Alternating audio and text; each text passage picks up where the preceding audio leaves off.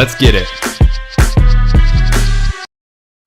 What's going on, everybody? Welcome to the SchuZ Show. I'm your host, SchuZ Shoemaker, and joining me today is a man that holds a 15-0 record with 8 KOs. He's a WBA Continental Champion, and he has an upcoming fight, which will be the co-main event on May 30th for Golden Boy's upcoming card. That's Eric Priest. Eric, appreciate you taking time to come on today, man. I appreciate you having me, man. Thank you. Absolutely. Well, first and foremost, like I just said, upcoming fight, 2 weeks, 2 days out, May 30th. What's going through your mind right now? Just like preparation, you know what I mean? Just everything, then camp, the game plan, strategizing, and just tightening up some screws. And I don't know, I was getting ready to go out there. You know, it's always a good feeling knowing the fight's coming up, and just like one step closer to like your ultimate goal. So got a good fight, and so I'm excited. Well, let's break down this upcoming opponent, Luis Arias. He's a guy that's had some good fights in his career. He's obviously another step-up fight for yourself. He's gone up against and beat Jarrett Hurd. He's had a draw against Gabe Rosado. He also is a guy that fought Erickson Lubin. So this is a guy that's been battle-tested. When you look at him and what he can bring to the table, what's your thoughts on your opponent? I've been in the same gym with him. We both trained out of SchuZ Boxing Academy in Las Vegas. Okay. I know he's fought a formidable opponent. He's just eat like take easy fight kind of thing. Sure. It's like he's tough, and he knows how to fight, and that's the whole point we're doing this, right? It's like challenge yourself and like see how good you can be, and a lot of stuff. I'm not trying to be that guy who's 30-0 without any real ranking or something like that. Just fighting a bunch of bums. It's like I'm here to chase my dreams and grow my career and do my thing. And so when they offered me the fight, they originally offered me like an easier opponent as well. Mm-hmm. And I was like, no, screw it, man. Okay. I'm 26 years old, and I'll be 27. I think if I'm not just entered my prime, I'll be in my prime in a year. So I want to be up there. And so Luis is one of those guys. I got to go through, and I'm not overlooking him. Nothing. He's been in the ring with with Danny Jacobs, world champions, and so this is just me proving something more to myself than anything, that I can do this and I deserve to be here. And so I'm excited to go out there. Yeah. I love what you said that this was something that you had other guys on the table. You wanted to go up against a guy that's more formidable, much more better opponent there. When you talk about that confidence in yourself, that you feel like, it's time. I believe that I'm ready to start working my way up the rankings, potentially fight for world championship in the future. Why do you feel so confident that now is the right time?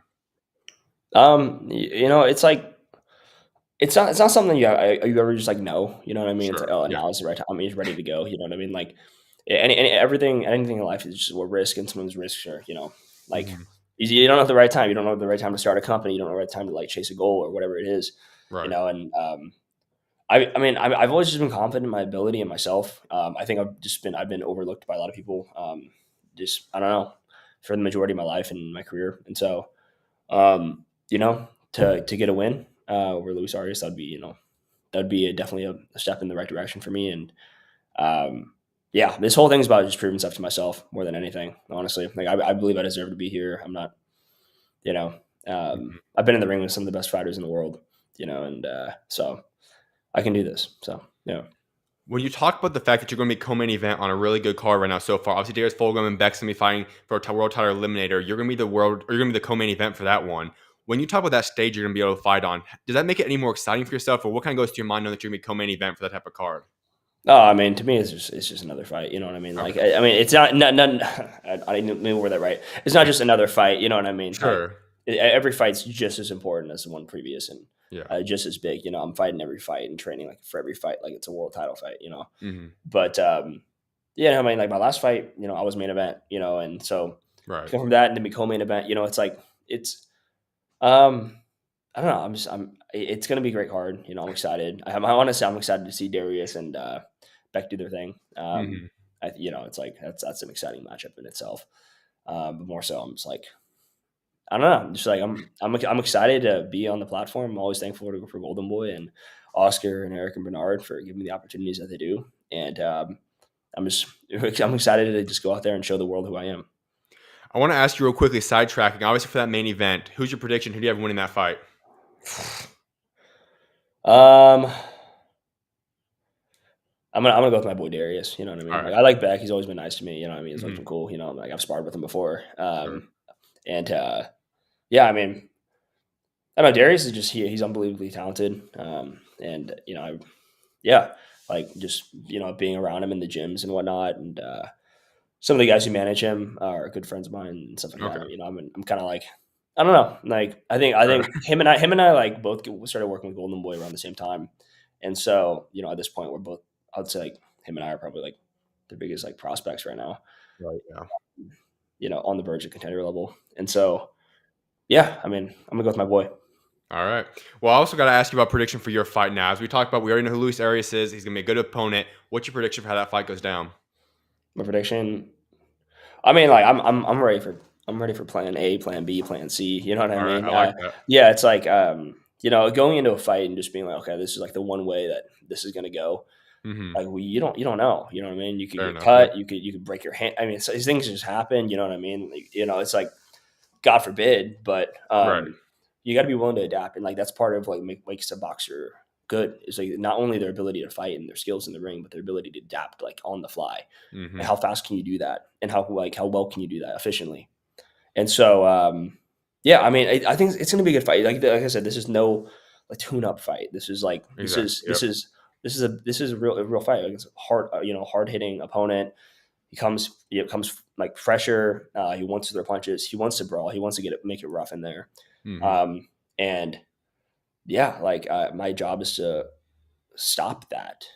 You know Yeah. what I mean? And Fair enough. I will. And my plan is to do that by any means necessary, by utilizing my skill, whether that's boxing or that's exchanging. When the exchange, it's like I got to do it. You know what I mean? So I think it will be I think it's up for grabs on who's going to steal the show, and I think All right. the co-main could steal the main event. So you know what I mean? All right. I like that, man. Well, I also got to ask you then, at the conclusion of May 30th, everyone's going to have their opinion, what their thoughts are on you as a fighter, whether that's win or lose, whatever it is. How would you want people discussing you after May 30th? What's the statement that you want to make? God, man, I want to be. Yeah, this kid's legit. You know what I I like it. mean? You know what I mean? Like that's obvious. That's the goal every single time. I had a great performance against Tyler Howard, who Yep. fought Troy Isley and some of these other prospects and whatnot, and I actually ended up beating him like worse than Mm-hmm. Troy Isley did on the scorecards. Yeah, like I'm really just trying to make statements and prove points and prove that I deserve to be here. And yeah, that I mean, I want them to be like, damn, this kid, like I don't know, he's there's more to him, kind of thing. So All right. yeah, I want to be one of the, I want to be one of the top guys and ready for a title, hopefully by the end of the year here. So that's my goal. Absolutely, man. Well, we're going to get into your future plans a little bit later, but I want people to get to know you a little bit better, how you became the fighter that you are today. And so we head all the way back. You're from Kansas, and that's where my dad's from. I have a lot of family from out there. Obviously, it's not a big boxing place. There's been some boxers been successful from there, but it's not a historically great boxing place. So I have to ask you, how did you fall in love with boxing? How did the sport come to be and something that you like? Oh wow, yeah. So yeah, Kansas. Kansas actually they got a really big amateur program out there, and so yeah, like some of the best amateurs in the country were out there. We're from Kansas, and but the pro scene, yeah, not so much. Yeah. So most people's like professional careers kind of start and die out there. Mm-hmm. But yeah, I got into boxing. I think my dad just wanted his kids to like learn, combat sports and whatnot. He was like special operations in the military, and Okay. so growing up, it wasn't really like I didn't like team sports too much. I love the Mm-hmm. idea of boxing because it's all on you. You know what I mean? Like you can't really point fingers at anybody. You can't do anything, and you also take your wins by yourself. And I don't think there's a better way to describe competition than just a fight. You know what I mean? Like just hand to hand combat, just to like prove who's the alpha being and that's the rawest form of competition, I believe. And so I just fell in love with that. If I wasn't fighting, I'd just be getting in trouble. All So, right. I'd be fighting in the street. And so I would, I've always just been down to scrap with anybody, just Okay. never, I don't even have to have a reason to fight somebody. I would just fight them. You know what I mean? You could just be like, I could beat you. I'm like, no, you can't. And he's like, okay, sweet. Like, let's just try it. And so it works well with my career right now. But yeah, so just got into that. And then, yeah, had a good amount of amateur fights, ended up getting injured a little bit and, kind of had to make a decision, if I, was going to take this to the next level or not, and ended up just, packing my stuff, moving out to Los Angeles and be like, I'm not going to, my professional career isn't going to start in Kansas or it's not going to go anywhere. So I took a risk on myself, rolled the dice and it ended up getting scooped up by the Pacquiao camp. Justin Fortune and some of the guys like Freddie and some of those guys along with Manny. And just basically sparred my way into getting noticed enough to somebody give me like a professional debut. Before I even had my professional debut, I was in the ring with the guys like Tim Zhu, Amante Sanyones, like, these guys who were like at the time, like coming up, they're huge prospects in boxing. And I was just trying to prove myself. I did multiple camps with Gabe Rosado, helped him get ready for his fight with Danny Jacobs. Just sparring my way. And then eventually, they kind of just gave me a shot. And, I didn't take the normal route that a lot of these other prospects that you see at the top right now do. They got signed straight from the amateurs to, the major promotions. No, I had like nine fights before Golden Boy scooped me up. And, so, I had to go through a little bit of a harder route and prove myself. And that's pretty much been my entire thing, even up to this point. I'm consistently just in a state of proving myself, and like, that's benefited me well, because I don't do this for anybody else. I do it for myself. And so, All right, we're going to break down a couple of those points, one of which is kind of going back. I believe you started boxing at 10 years old. And correct me if I'm wrong here, but I believe you had a lot of street fights with your brother and all. You guys were getting into a little bit. I know that's what at least the Golden Boy page bio has about you. So take us to that a little bit. When you talk about growing up with your brother, getting involved in street fights, what led to the transition to all of a sudden saying, you know what, I'm ready to go actually try to fight boxing professionally, or at least at that point in amateur, but actually take this a little bit more seriously? Like, what led to that shift for you? Yeah, well, I was just getting in a lot of trouble. I was always kind of a troublemaker in school. I was always getting suspended and this and that. I was a smaller kid, so I kind of felt like I had something to prove. And, it's like when you're a small dude and stuff like that in middle school, and, I'm an Asian American in Kansas, it's kind of, you know what I mean? Like, I'm an easy target. You got to find ways for people to respect you outside of just like being a human. And so I just was like, I'll just fight you. You know what I mean? So, and my brother was kind of the same way, and so he kind of he would kind of like pimp me out in a sense. You know what I mean? He would just be like, oh, like if I won't fight you, like I'll send my brother on you, like he'll go fight you. Seriously. Like, and there's videos of it. My brother used to be like, hey, like you guys should just like fight. And we'll walk down the street and I'll just scrap with guys and in the parking lot, or I just wherever, and eventually, like, I don't know, my dad, he just, I don't really think he intended for like me to like go far, you know what I mean? Like originally, I think he loves it, you know what I mean? He's stoked about it when I did, but like, he was like, once the first time he brought me to a boxing gym after all these things, and like, I was in jiu-jitsu and doing all these combat sports. Like I just had a natural, like, it clicked for me. Just the scrappiness, and I was given guys who had multiple fights and like a lot more amateur fights and experience than me even before I had my first amateur fight. I was giving them problems, on like my first, second, third day in. And so I was kind of like, yeah, I'm gonna stick with this. And yeah, it gets hard and stuff like that. And like I don't think most people in school and stuff like recognize that I was boxing and stuff. Honestly, I don't know, people knew I existed. But then then I don't know. Most people know now. So So when did it click for yourself? Then you started believing, you know what, I actually got something. I think I can actually go far and become a professional. Like, when did that click for yourself? Probably around like 16 or 17 years old. I was part of like the Kansas City National Golden Gloves championship team, and won the Kansas City Golden Gloves and was doing well in the Ringside World Championships, and and just started competing in these USA qualifiers. I was knocking guys out, and I was like, oh shoot, like I might like. My style of fighting didn't really do as well in the amateurs, because it's a lot of like points and it's and so I think that was maybe a little bit of my downfall. But ever since I've entered the pro rankings, it's like I was it's been working. So I was just I don't know, probably 15, 16, and then I was like, I'm gonna do this. Like I'm gonna I remember like telling people at school, one day I'm gonna be like one of the best in the world, or I'm gonna be the best in the world. I started like just manifesting that kind of stuff to myself. And when you're in Kansas and most people like live and die there, honestly, most never leave. It's a lot of people didn't see that vision for me, but like I said, they do now. So So if I were to tell the young Eric that you're going to be co-main event, you're going to have main events in the future, you're going to be a guy that has a chance to compete for world title down the road and be in the position you're at today, would he have believed that or would he have been shocked? No, I wouldn't have been shocked at Okay. all. Yeah, no, I mean, I'm like every action, every like from the first thing I eat in the morning to like every habit around my life, Mm-hmm. everything is all towards that goal. I mean, on a Okay. day-to-day basis, I'm always thinking about my weight. I'm always thinking about a fight. I'm always trying to get better at something. I'm always trying to get faster, stronger, more explosive, whether I'm in camp or out of camp. I'm trying to get better footwork, better coordination, work on head movement, just whatever it is, you know what I mean? Yeah. What I'm eating, what time I'm going to bed, just like everything goes around that. And so I kind of started those habits when I was so young that it's all I think about, really. So I don't think he would be surprised. You talk about how your dad was special ops, and obviously they're some of the most disciplined people in all the world. How much of that influence and kind of grow up in that military background helped influence you and grow you into the person that you are today? Oh man, you learn like do hard shit.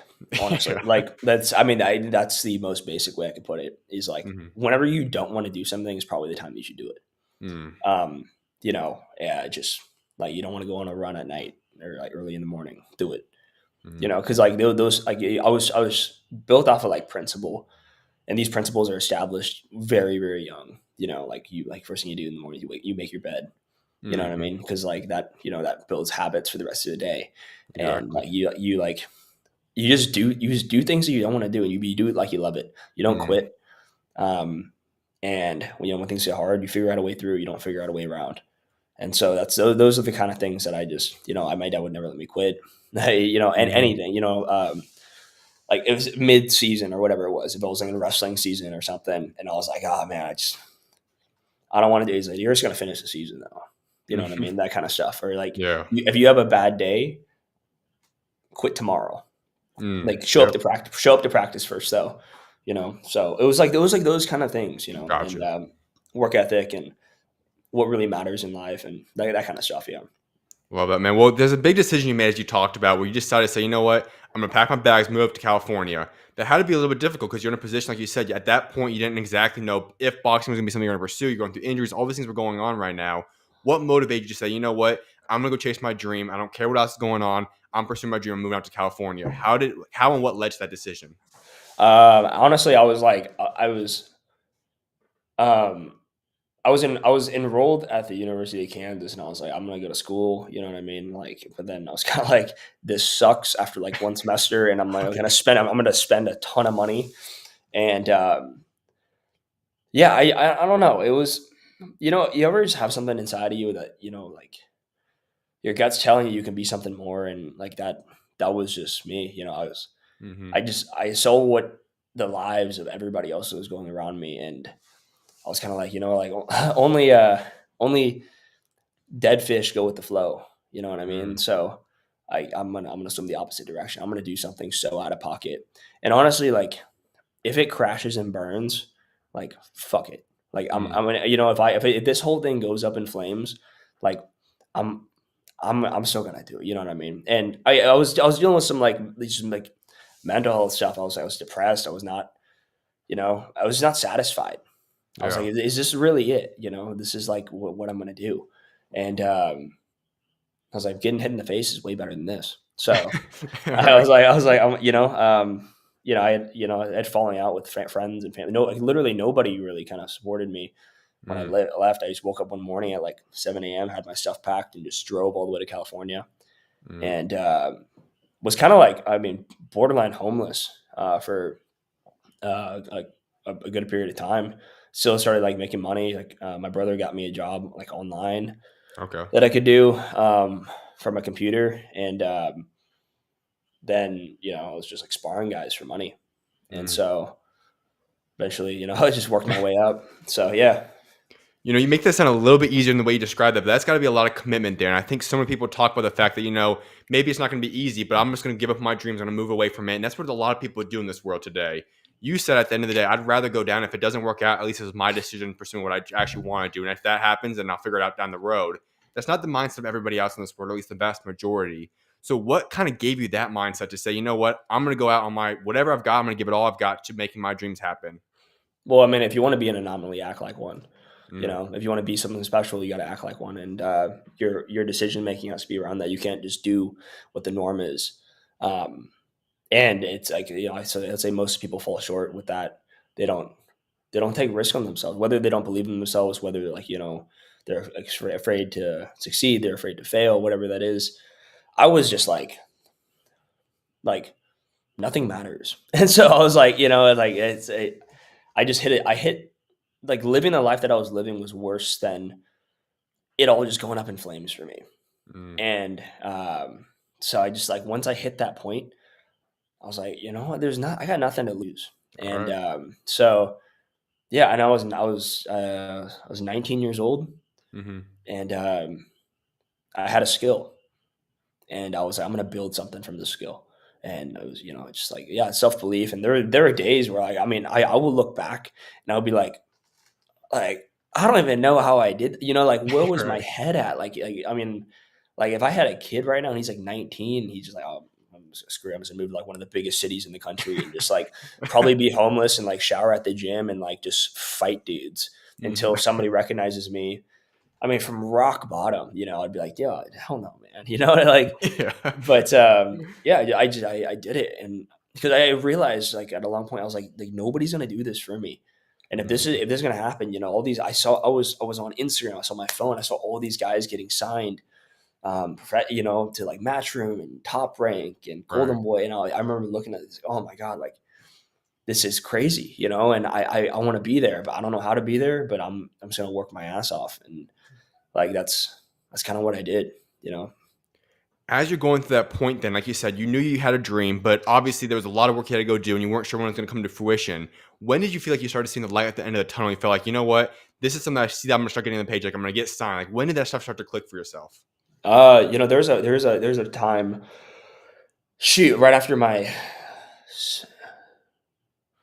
eighth fight, Okay. um, I was like, you know, I completely snapped a tendon in my hand, and I was like, oh god, like you know, Hmm. I had to pull out of a fight, and I was kind of like, I was on the verge of kind of like giving it up. I was like, you know, Really? like I'm 23, and you know, nobody's picked me up yet. I'm knocking dudes out. You know, I had built up a record of like 8-0 at the time, Hmm. but I don't know. You know, it's just like you have medical injury and you're just kind of like, yeah, you're pretty hopeless and whatnot.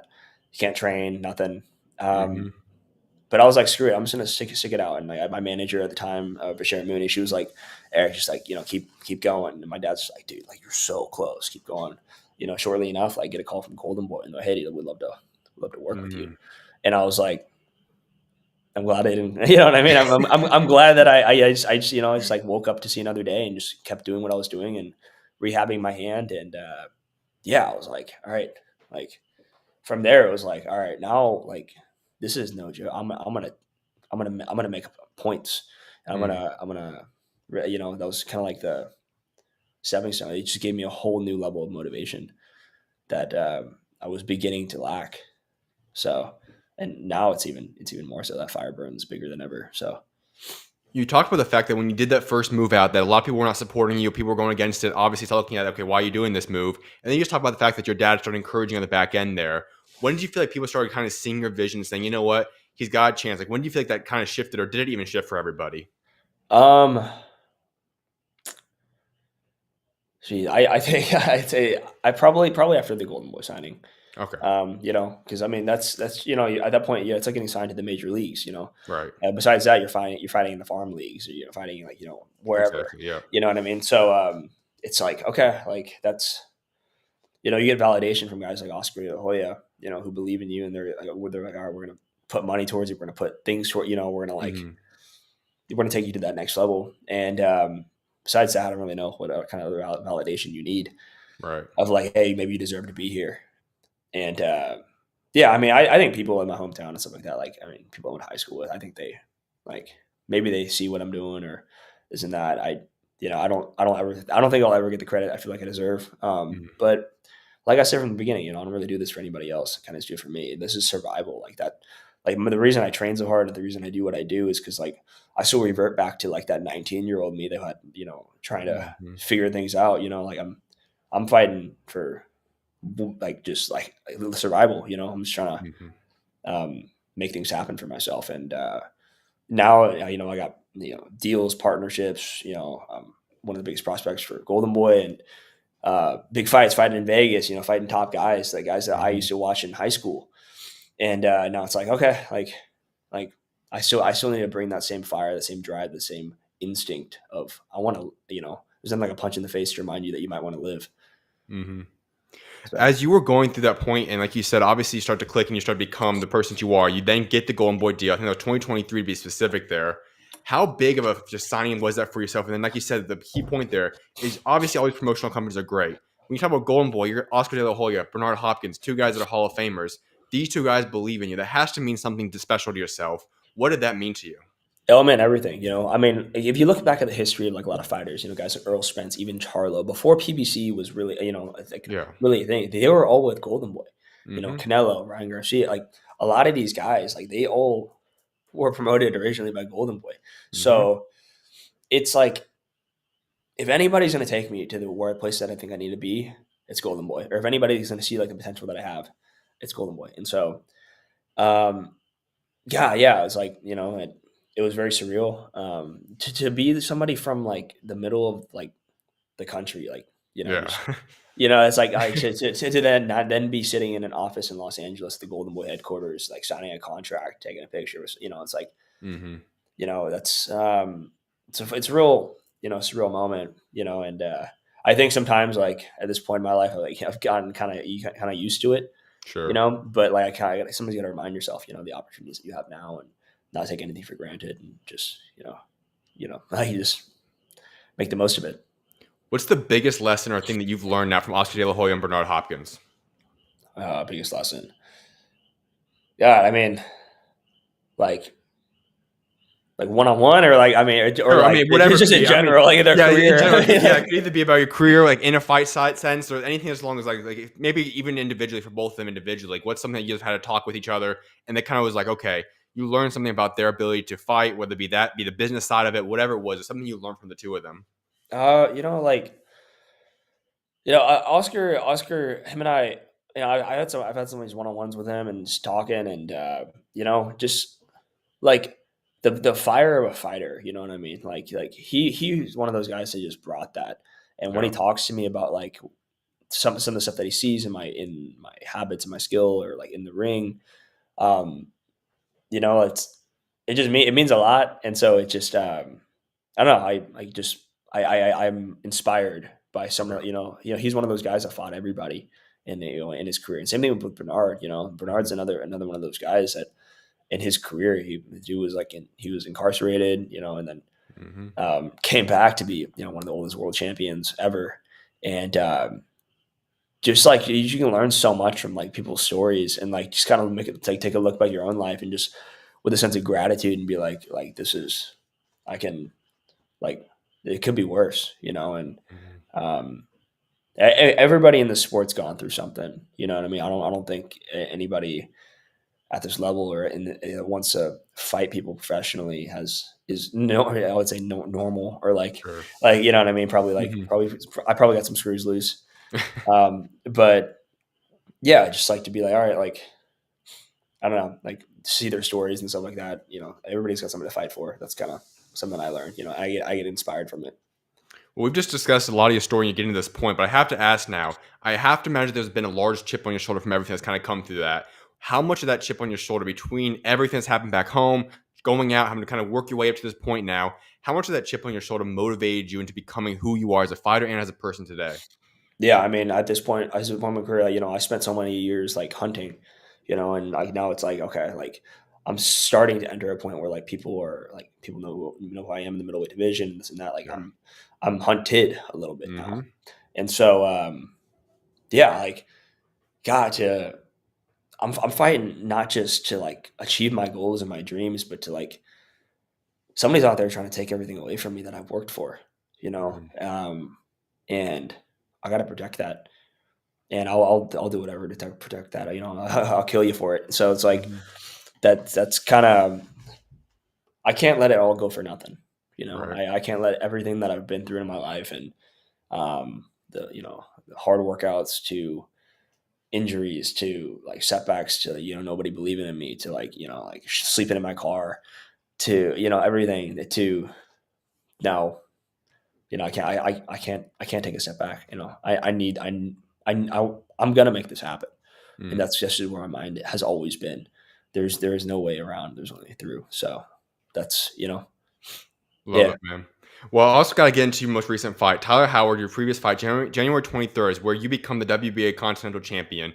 That had to mean a lot to you to finally get one of those type of belts, a much more notable belt now, and to be on that stage as well. Obviously, Tyler Howard's a respectable opponent, and you talked with him in the beginning. You fought another very, very well-regarded, highly regarded, I should say, prospect, Troy Eisen, and you defeated him in a more dominant way in that fight. When you talk about that performance and then getting the belt as well, what did that mean to you, and what's your thoughts on that performance overall? That performance, it's like I learned so much in a fight, Okay. that even like right now, getting ready for this fight, Mm-hmm. like I think I'm levels better than even I was in Mm. January, because I learned so much in a 10 round fight with a heavy hitter, strong dude, he comes Yeah. forward, I like exchanging with him would be a terrible idea. You know what I mean? He had beat my friend and my training partner that I helped him get ready for his Okay. fight with Tyler, Mm-hmm. Raul Solomon, like probably a year before. And I remember watching that fight live. And so I knew what the risk was, and what his strengths were and his weaknesses, and I just prepared correctly, and it meant a lot. It meant a lot to me because Mm-hmm. to headline your own event, first of all, with Golden Boy, sweet, Yeah. um, but I don't know to yeah, I mean, Troy was like that top guy, as an amateur. Mm-hmm. He was like the on the USA team. He was like that dude, and so Right. to go out there and beat him, at least beat Tyler on a higher point score, is okay. Like, say, it's like sweet, Yeah. okay, like yeah, like that was more my goal. I mean, I was kind of like, maybe we knock Tyler out if we catch him, this Mm-hmm. and that. But like, there's something about just like schooling a guy for 10 rounds. So there's just Fair no enough. debate that like who's the better fighter, Mm-hmm. and not just like to win, but to win like just a pure sweep. Mm-hmm. It was a round on any scorecard. Yep. That's kind of, I don't know. It's kind of yeah. It's sometimes even a bigger statement. So For sure. yeah, it's meant the world. So, but I mean, as soon as that fight was over, like within days, I was like, you got to understand, like it's like whether it's good things or bad things. You don't celebrate too long. You don't like sit on your ass too long. Yep. Like, hey, it's only up from here, and it's gonna get harder. And so yeah, You said you learned a lot already just from January. You're probably even a better fighter. So I have to ask you then, on May 30th, is this going to be the best version of Eric Priest that we've seen? yeah, absolutely, All right. absolutely, yeah. I mean, the skills and I learn. I mean, I will watch back like the Howard fight, and I'll be like, okay, like this is where like Mm, I did things, or this is sure. I should have done this here and this and that. And I've watched that fight so many times. I played that fight through my head, multiple times, and I was like, okay, like these are the adjustments we're gonna make. We're not gonna do this anymore. We're not gonna like, I don't know. I don't want to give too Yeah. much away, but like, it's Sure. like Yeah, I got you. Yeah. yeah, we're not gonna do things, and like that's what you learn. You know what I mean? Like you learn in sparring, you learn in the gym, and like stuff like that. But there's nothing like stepping under the lights with somebody trying to take your head off, and yeah, Hmm. he'll. It's just different when you're in there, and so yeah. So obviously, I don't want you looking too past opponent because I'll talk about his opponent already. It's a great opponent you got coming up. But if I were to ask you, let's say the next 12 year and a half of your life, if I were to interview you again and talk to you at that point in time, where do you think you'll be? What do you think you've accomplished? How many fights? Those type of things. Where do you see yourself in 12 to 18 months? You see me headlining big cards and this and that. You see me in, whether that's having a belt or like right next to it. Like Sure. that's the goal. That's, I don't know. There's no reason else why I would be doing this. If I'm, yeah, like you'll see me with a belt, or like knocking on that door, being like, "Hey, bro, give me the belt. Let me call him." It's like, it's Mhm. like Yeah. that's where it needs to be. And like, fights take time, and things, some of us aren't as easily made as. I mean, they're getting better at it now. Like some of the big fights are getting made, and more Right. exciting fights, stuff like that. But I've never not imagined myself having a world title. Yeah. So I mean, like the sooner the better for Hmm. me. Yeah. Are there any guys that you have an eye on? Because I feel like middleweight division, we have those top guys, the champions, Adonis, Laura, Janet Beck. They're older. They might even be moving up weight classes. But this is a whole bunch of young guys that's going to be up and coming now in this weight class, yourself included. Are there guys that you have an eye on? Whether it be guys like Amar Jones, Jahai Tucker, Kyron Davis, etc., Troy Isley? Are there guys that you have your eyes set on that you say, you know what, that's the guy I like to fight in the future? Yeah, I mean, whoever. That's such a broad thing. You know what I mean? Like I'm not one of those guys who just like I need to set my eyes on just like one single person, or I have some like vendetta out there to like I'm gonna, you know what I mean? Like I said, ever since I was a kid, like, I don't have to have a reason to fight you, man. I'll just do it, you know. And so it's yeah. I mean, whoever's there. I mean, like whoever's gonna like get me to where I need to be, and I got to go through. I'm willing to I'll step up to the plate. And so, I mean, you notice that like in my career already. It's like, I mean, when I was 9-0, I was fighting a guy that Ammo fought when he was 13-0. You know, so I was like, okay, like I'm expediting this process for myself. I'm taking risks, you know, that I don't want to be, like I said, like that guy who's just got a ton of fights under his belt, and then like he's like not, you know, I mean, he's nowhere already. You know what I mean? I see prospects right now that like, or prospects that shouldn't even be prospects. So like they got like 20, 22 fights already, and like I'm ranked higher than them. And I'm like, okay, like how did, like what'd you? I mean, I don't know. Like, you know what I mean? Like it's like the math isn't mathing. You know what I mean? Like either I'm taking hard fights or you're not taking hard enough fights. And so I don't know. There's a lot of talent in the middleweight division. I mean, I don't want to just come in here and just like, I'm not really one to like shit talk or anything. I got, you know, everybody deserves their spot wherever they are. But my battle is more between me. And I think if I win that battle and I can perform to my best of my ability, I think I'll have that strap. So. Love that answer, man. Well, a couple of things before I let you go. One of which is I alluded to the fact that middleweight division is a weight class where you have these three champions currently right now, Janet Beck, Adames, and Laura, who I think a lot of people say, okay, we got to get unified or at least undisputed down the road. I feel like that's just what's bound to happen there. When you talk about those guys, if you were to make the dream fight between those three champions, who's the guy that you want to see fighting, the match between the two guys, and who do you have winning that fight? Oh man, that's you know. So I've sparred with John. John Beck's another one of those guys I was sparring even before I went pro. You know what I mean? And then like I trained at Salas Boxing Academy, and Laura and Adames both trained out of there. Okay. You know, so like I've been around all these guys a lot. Laura, he's got the WBA, and that's where I'm climbing the ladder right now. So. You know what I mean? For me personally, you know what I mean? Like, fair enough. Like, I mean, yeah, I would love to do that. I got to go see some guys like Zafra and whatever to get there. But shoot, I would like to see Adames and John Beck. Honestly, I think that's a hell of a fight. You know, agree. Like Carlos is super talented. You know, like I think his boxing IQ is underrated. Yeah, he's a strong dude. He's built like a freaking horse. And then, you know what I mean? And then like, John Beck's like super calculated. He's like a wizard in there. You know what I mean? Yeah. It's hard too. So yeah, I think that'd be a great fight to make. So I probably shoot. God, that's such a 50-50 fight, honestly. Yeah, I agree. I don't know. It's like whoever shows up that day. And that's with a lot of fights too. So you know, yeah. Absolutely, man. Well, Eric, I got one final question for you. It's a question like wrapping up every single interview with us, talking about your legacy. Your stories and incredible stories we've already discussed, but you've obviously got a lot more of that story to continue to write now. But when that day does come, you decide, you know what, boxing, I'm done with the sport. I'm going to move on from it. What do you want to be remembered for? What do you want your legacy to be for what you've accomplished inside and outside of that ring? You know, that's an interesting question. Something I think about a lot, especially as I get further in my career, is like, you know, legacy. Because I mean, what else do we do this for?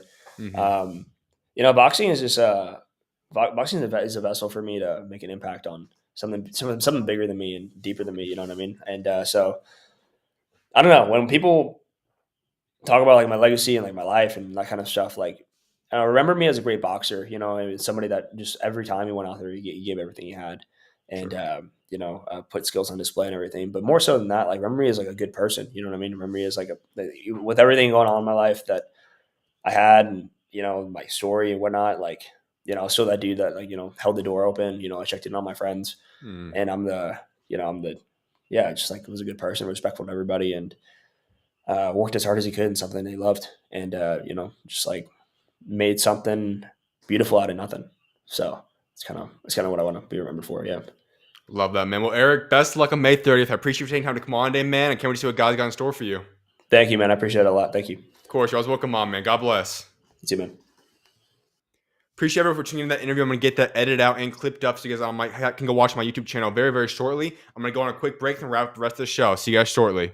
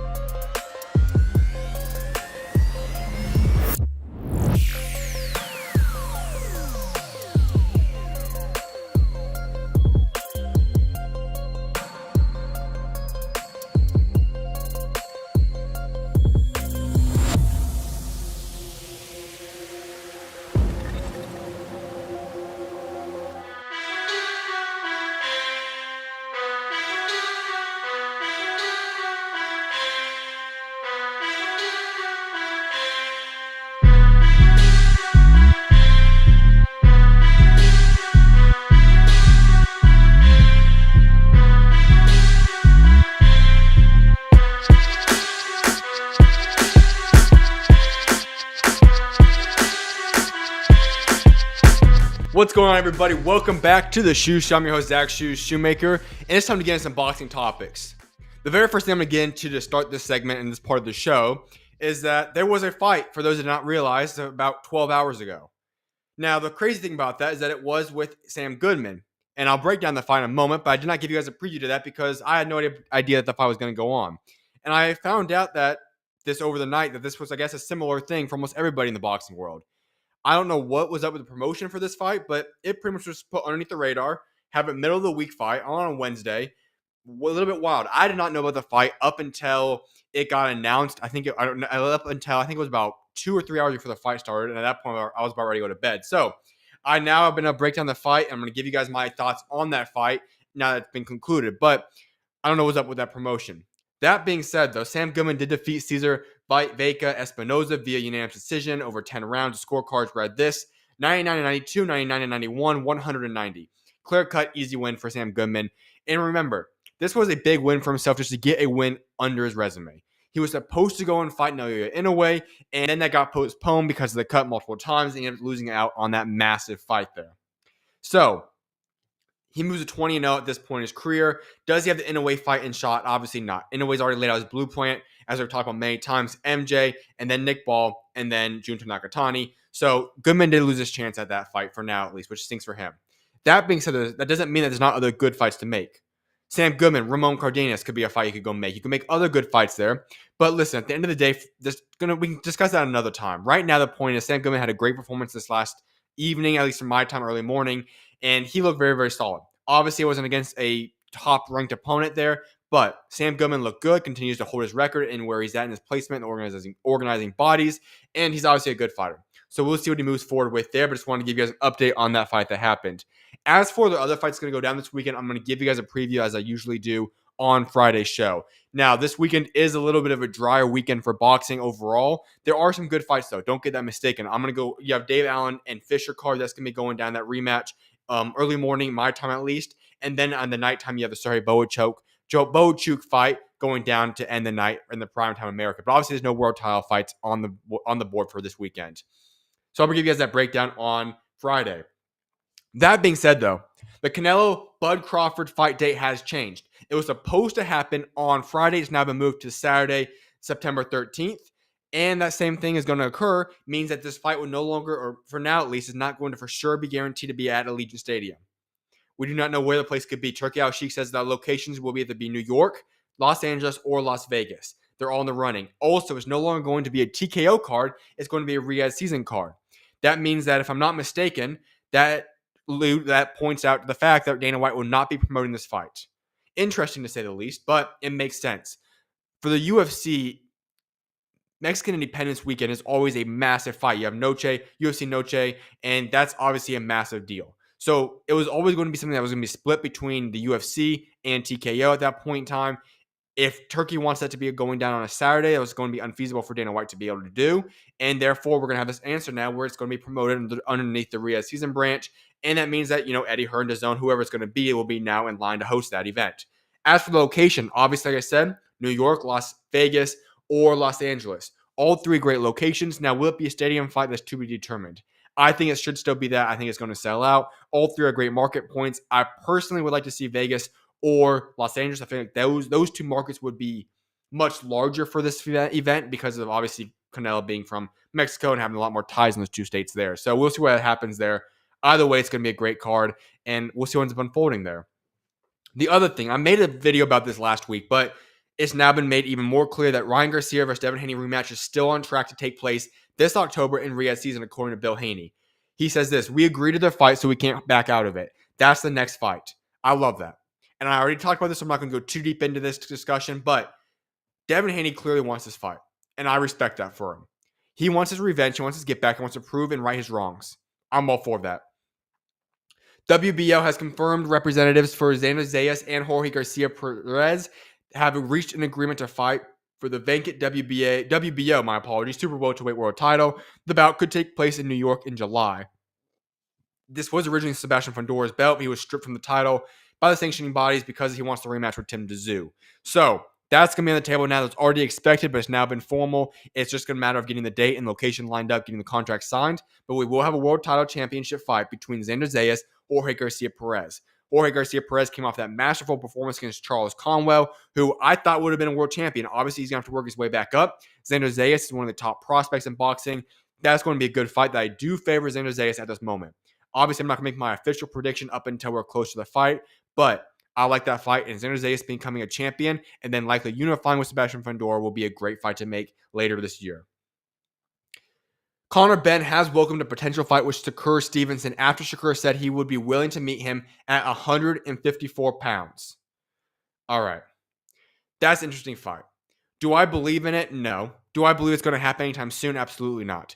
Shakur Stevenson is currently at 135 pounds. As I alluded to yesterday, Conor Benn has now been put into the weight class of 154. That seems to be the weight class he's going to settle into once the Chris Eubank Jr. fight rematch is done with. He'll kind of settle himself into 154. That being said, Shakur Stevenson will have to jump from 135 to 140 to 147 to 154 for that fight to happen. And there's still a lot of stuff for him to get done at 135. 140 is a boatload of stuff he can accomplish there if he wants. Likewise with 147. And if he's able to get all the way up to 154, that would be an interesting fight to have happen. But that would be 2+ years down the road, I have to imagine. That fight does not make sense happening anytime soon. Maybe Shakur does move up because obviously he's not fighting Keyshawn Davis. Tank doesn't want to fight him. So who does he possibly go after? Lomachenko, we don't know. Raymond Martaya could be an option there, but I think Martaya and Keyshawn's the fight to happen. So maybe he does move to 140 pretty soon. But that's too many weight classes for him to just jump up to right now. And that I don't know how entertaining that fight would be either. I think the build-up would be solid, but I'm not a big fan on how that fight would pan out in the ring. And I say this because Conor Benn's the guy that's going to push forward. He's going to get after him and try to be on the attack. When you go against the best defensive fighter in all boxing, in my opinion, Shakur Stevenson, that's not a good matchmaking style right there. Styles make fights, and I don't think that style is going to mesh very well. However, only time will tell, but I don't think this fight's going to happen. It is interesting to see that both guys would be interested in that fight, though. Other boxing news. Ryan Gardner, Reese Bellotti, it will be fighting for the British Commonwealth and European Super Featherweight title. It's set to be announced for July 26th and on a DAZN show. That's going to be a solid fight. Ryan Gardner actually will be on the show pretty soon. I'll announce that when it happens. But both those guys would be a great fight. I think Ryan Gardner put on a great performance against Archie Sharp, and he solidified himself as a guy that's moving up the rankings and has a legitimate chance to be really fighting at the world level here by the end of this year. So that's going to be a fight to keep an eye on there. The WBO has also now rejected Callum Smith's request for Dimitri Bivol to be ordered to defend his light heavyweight title against Smith next. The sanctioning body has ruled to allow Bivol to face Arbeta in a trilogy and stated that Smith may defend his interim title in the meantime, which is expected to do and be against Anthony Yard. My apologies on that one. Not shocking at all. That's what should be done. We all know that at the end of the day, the fight between Arbeta and Dimitri Bivol should have been for undisputed. I do not know why the WBC chose to ignore that, and they decided to go give David Benavidez the belt. I think they just wanted him to become a champion. It is what it is. We still get the trilogy. Everyone knows that that's basically for undisputed because why? That fight will eventually then be transformed into a fight against David Benavidez for a legitimate undisputed champion once again. However, I'm glad the WBO held their ground. They mandated and they acknowledged that the IBF mandatory is rightly next in line for rotation systems. They weren't going to jump the gun and allow Callum Smith to go in place of him and fight over the IBF mandatory. So it all makes sense. And at the end of the day, we've all said this. Callum Smith is good. I don't think nothing should be breaking up the Arbeta Dimitri Bivol trilogy there. So I think this is exactly what needs to be done. And we also look at this. Callum Smith has plenty of great fights. Light heavyweight is a stacked division in boxing right now. When you talk about the fact that Callum Smith could be fighting Anthony Yard, massive domestic fight. Callum Smith for David Benavidez, great fight. Lots of things on the table there. And I think you have plenty of time. Dimitri Bivol, Arbeta will happen in the fall. Early next year, David Benavidez versus the winner of Benavidez and Bivol trilogy will fight for undisputed once again. And in that meantime, you have Callum Smith on Anthony Yard and all these guys fighting each other, and those guys will be next up. So there's a lot of great options now on the table. Light heavyweight is a pop-in division. And so at the end of the day, I'm glad the WBO held the ground. Still don't know why the WBC chose to go the route that they did, but it is what it is. I think it's in a great position right now. Everything should be going just as planned, and the Callum Smith versus Anthony Yard fight will be a solid fight. Now, I have Callum Smith easily winning that fight. As I've always said, Anthony Yard is a guy that has so much potential, but it's untapped potential. He's getting older now. I don't think he's ever going to fully reach that potential he has. Possibly, but I'm not sure. Something would have to switch in his mind. And I think Callum Smith is a superior boxer overall. So in a way too early prediction, Callum Smith will be coming out victorious in that fight and potentially set up a mega fight against, either the loser, better be versus Bivol, maybe get the David Benavidez fight. I'm not sure the timeline of how that's going to work out, but regardless, a great fight could be on the table there. With that being said, though, folks, I appreciate each and every single one of you guys for tuning into today's show. I'll see you guys tomorrow. Actually, I'm going to see you guys in roughly 14 hours. I have a show early tomorrow morning. 2 shows actually planned for tomorrow, a boxing and a basketball show. So I'll get into all those different topics for you guys tomorrow. I will see you guys, really, like I said, just 13, 12, 14 hours. Hope you guys have a great rest of you guys' Wednesday. I'll see you guys tomorrow. May God bless you guys all. And SchuZ is out. See you guys tomorrow.